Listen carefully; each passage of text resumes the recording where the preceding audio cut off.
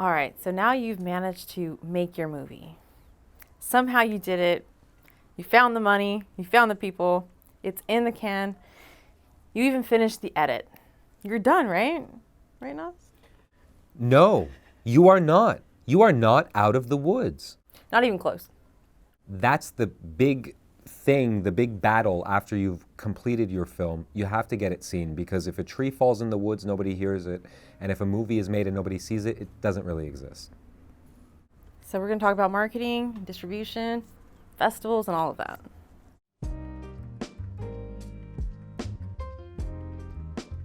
So now that you have your film made, you can take it to the festival circuit. And pretty much what that is you submit it to whatever festival you think your film will do well in.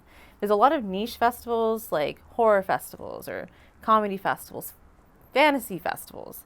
And then there's like the big festivals, like there's Cannes and Sundance and, South by Southwest. And a lot of filmmakers want to get into those big ones, but it's not the end all be all. There's a lot of routes to take with indie film distribution.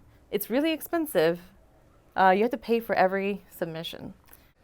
And that's why it would be wise to have in your budget a little bit of money put aside for festival submissions. The thing is, there's Sundance, as she mentioned, and Cannes, as she mentioned. But like she said, those aren't the end-all be-alls.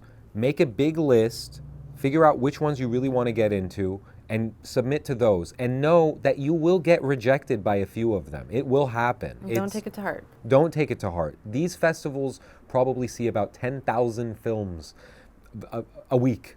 And if they don't choose yours, do not take it personally, and don't let it make you think ill of your movie. Always have confidence in your film.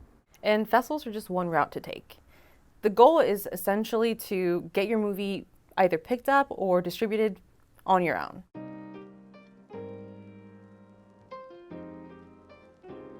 You don't have to go the festival route if you don't feel like it's working for you. You can also self-distribute. There are a lot of self-distribution outlets and platforms where you can start making your own money. You just have to market it a lot.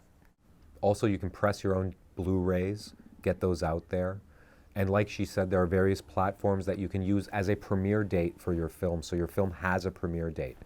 Do it yourself, DIY, that's the spirit here. And it's up to you to generate your own buzz. If you are doing it the way that we did it, indie style, you're going to have to do your own marketing. You're going to have to get on social media, do guerrilla style marketing, posters, stickers, all of that. Word of mouth.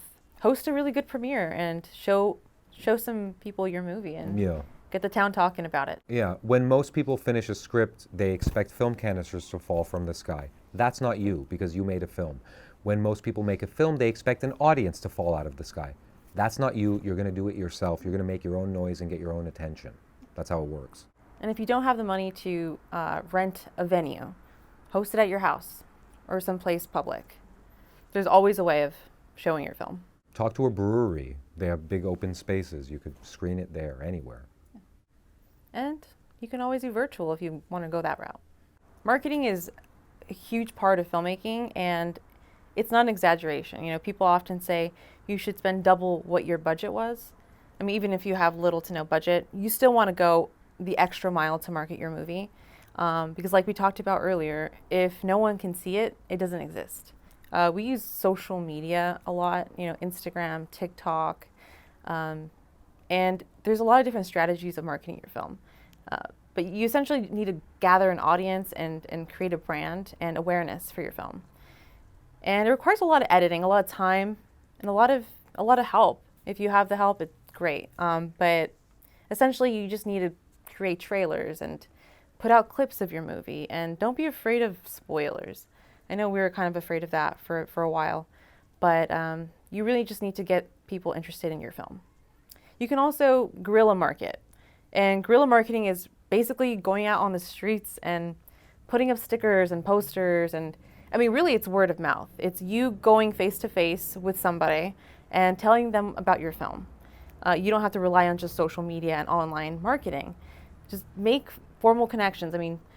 Everywhere Nas goes, he tells people about his movie, and I think it's very effective because it's very personal, and you can send somebody the link directly when you talk to them.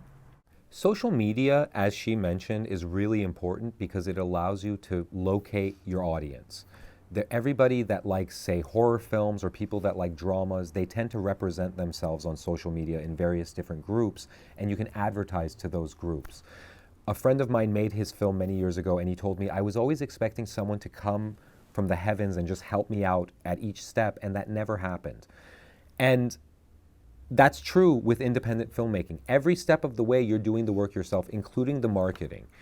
You have to be almost annoying with telling people about your film. When you're out in the street and you're out at a restaurant and say someone says, hey, I like your hat, you use that as an opportunity to tell them about your film. Tell everybody about your film in every single medium you can find. Don't be shy.